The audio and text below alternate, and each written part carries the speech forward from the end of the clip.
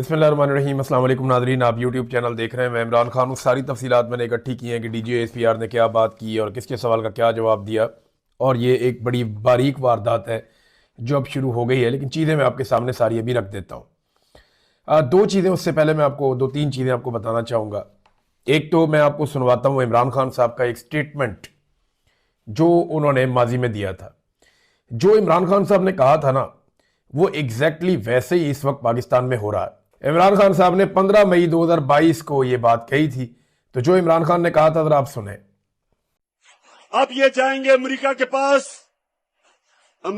पास जाके कहेंगे कि खुदा के वास्ते हमें बचा लो, नहीं तो इमरान खान वापस आ जाएगा।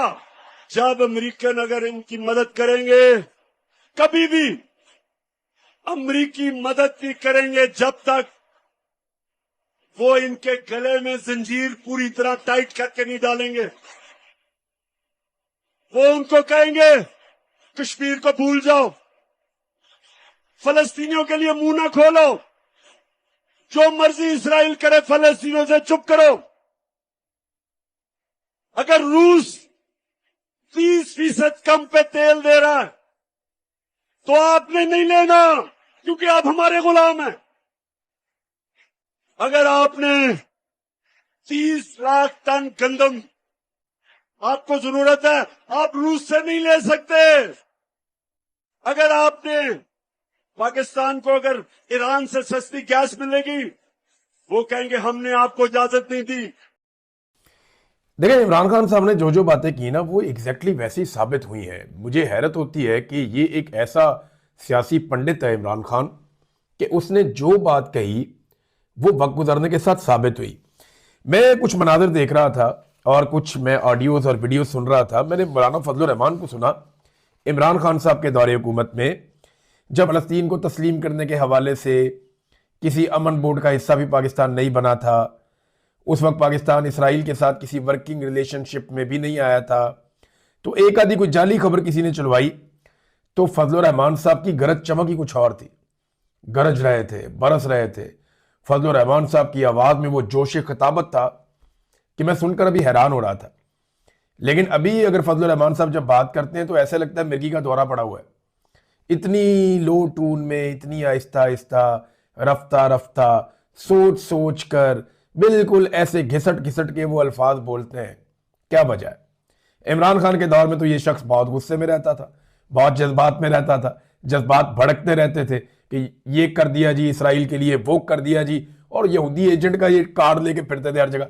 अभी जबान जो है वो मुंह के अंदर बंद है और बोलने की जरूरत भी नहीं है। वजह यह है कि जिन्होंने आज तक फजलुर रहमान साहब को पाला है, जिन्होंने पाल पोस के इतना बड़ा किया है, फजलुर रहमान साहब उनके खिलाफ बेवफाई नहीं कर सकते। फजलुर रहमान साहब एजेंसियों के बहुत वफादार आदमी हैं और वो वैसी हरकत नहीं करेंगे जैसी आजाद सियासतदान कर सकते हैं। नाज़रीन, ये कुछ मनाजिर हैं जो मैंने देखे, इस वक्त भी मेरे सामने चल रहे हैं। मैंने देखते हुए मुझे तकलीफ हुई। देखिए, पाकिस्तान का दावा गया, पाकिस्तान कहता है जी हम इसलिए गए गजा अमन बोर्ड के अंदर कि हम एक नस्ल कुशी को रोकना चाहते हैं। हम ये चाहते हैं कि नस्ल कुशी ना हो, जो जुल्म और ज्यादती फलस्तीनियों के ऊपर हो रही है वो बंद हो जाए। ये पाकिस्तान का दावा है ना। लेकिन फील्ड मार्शल और शहबाज शरीफ ने वहां पे जो मुलाकातें की हैं और जो इवेंट के अंदर उनकी शिरकत है, उसमें एक मिनट के लिए भी उनके चेहरे पे संजीदगी नहीं थी। मुस्कुराहटें, कह कहे, खिलखिलाकर हंसना, खुश होना, यानी उनकी बाछियां खिली हुई थी। आप किसी मर्ग वाली जगह पे जाएं या किसी दुख वाली जगह पे जाएं या किसी तकलीफ वाली जगह पे जाएं, तो क्या आप ऐसे हंसते हैं? आप ऐसे इंजॉय करते हैं? या आपकी ऐसी बॉडी लैंग्वेज होती है? एहसास ही नहीं है। मिसाल के तौर पे झगड़ा हो गया दो ग्रुप्स के बीच में, एक ग्रुप के 70-80 हजार बंदे मर गए।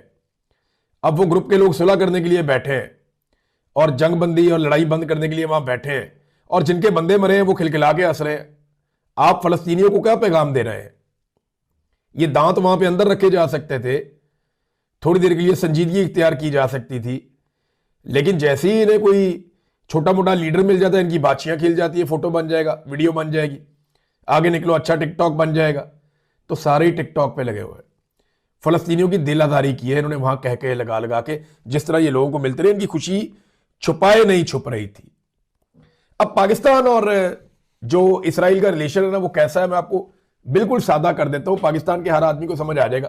किसी गांव देहात में या किसी शहर में कोई दो लोगों का नाजायज ताल्लुक बन जाता है ना, तो वो दुनिया को नहीं बताते कि हमारा नाजायज ताल्लुक बन गया है। बल्कि जब कोई उन्हें पूछता है तो वो कहते हैं नहीं नहीं मैं तेनू जानता भी नहीं। बल्कि वो ये कहते हैं जी मेरा तो उससे ताल्लुक ही नहीं है। उन्हें नहीं जी हमारे बीच में कोई नाजायज ताल्लुक नहीं है, आप झूठ बोल रहे हैं। वो दो लोग तो बड़ी कामयाबी से अपना ताल्लुक छुपा रहे होते हैं, लेकिन पूरे गांव को और पूरे शहर को पता होता है कि इनका आपस में नाजायज ताल्लुक है। तो पाकिस्तान ने इसराइल से उस तरह का एक नाजायज ताल्लुक बना लिया। मैं मिसाल थोड़ी सी आपको ऑड लगेगी, अजीब लगेगी, लेकिन वैसा ही है। आप कान को इधर से पकड़े या घुमा के इधर से पकड़े, आप अपने पासपोर्ट पे कुछ भी लिखे, आपका अब इसराइल के साथ एक वर्किंग रिलेशन है और आप इसराइल की तहफ्फुज के लिए काम करने जा रहे हैं, वो आपको करना पड़ेगा। देखें ना, डोनाल्ड ट्रंप की ये खूबी है कि वो झूठ नहीं बोलते नॉर्मली। मैंने डोनाल्ड ट्रंप के जितने स्टेटमेंट सुने, मुझे लगा कि डोनाल्ड ट्रंप के अंदर एक बड़ी खूबियों में खूबी ये है कि वो झूठ बोलते ही नहीं, वो सीधी बात करते हैं मुंह के ऊपर टक करके। ये लो, नुकसान हो जाए बेशक, कई दफा नुकसान हुआ डोनाल्ड ट्रंप को। डोनाल्ड ट्रंप अपनी बात वापस ले लेते हैं और बताकर वापस ले लेते हैं, झूठ नहीं बोलता। तो डोनाल्ड ट्रंप की यह खूबी है और इस खूबी ने डोनाल्ड ट्रंप के पीछे चलने वालों को मुसीबत डाली हुई है।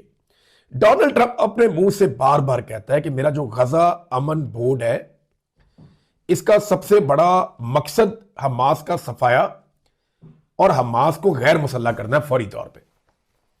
नहीं, ये हमें करना पड़ेगा, हमास का खात्मा करेंगे।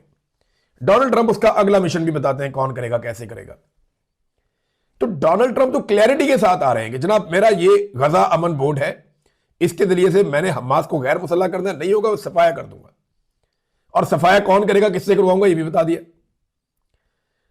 दूसरी तरफ ताहिर अशरफी और हमनवा या पाकिस्तान की एस्टेब्लिशमेंट के टाउट्स या पाकिस्तान की एस्टेब्लिशमेंट के सोर्सेज या खुद पाकिस्तान की एस्टेब्लिशमेंट, वो लगातार इस बात पे बदलते कि नहीं नहीं डोनाल्ड ट्रंप ऐसा नहीं करेगा। ताड़ा फुप्पी का पुत्र है भाई, डोनाल्ड ट्रंप खुद कह रहे मैं ये काम करूंगा, आप कौन होते हैं ये कहने वाले कि वो नहीं करेगा? वो करेगा और जिससे उसने करवाना है उससे वो करवाएगा। और जिन जिन लोगों ने वादे किए हुए हैं, जिन जिन लोगों ने अर्जियां डाली हुई हैं, उन्हें वो वादे पूरे करने पड़ेंगे। वादे नहीं पूरे करेंगे इमरान खान मारेगा, क्योंकि साथ ही अमेरिका कहेगा इंसानी हकूक की पामालियां हो रही है पाकिस्तान में, पाकिस्तान के अंदर इंसानी हकूक की पामालियां बंद करें। साथ ही अमेरिका को याद आ जाएगा जनाब 2024 के इलेक्शन में धांधली हुई थी, फिर आपको री इलेक्शन में जाना पड़ेगा, इमरान खान आएगा, वो फैंटी लगाएगा। दूसरी सूरत यह है कि डोनाल्ड ट्रंप की बातें माने, नहीं मानेंगे तो फिर अमेरिका और इमरान खान रल के फैंटी लगाएंगे। इनकी ना हर तरफ से ये फंस गए, बहुत बुरी तरह फंस गए, इनकी बचत नहीं है। इमरान खान को जेल में रखना है तो डोनाल्ड ट्रंप को राजी रखना है, ये इन्हें करना पड़ेगा। इमरान खान साहब का स्टेटमेंट मैंने आपको सुनाया, देखें कैसा आदमी है, इसने आज तक जो भी कहा वो बातें ज्यादातर दुरुस्त साबित हुई और एग्जैक्टली ऐसा लग रहा था कि इमरान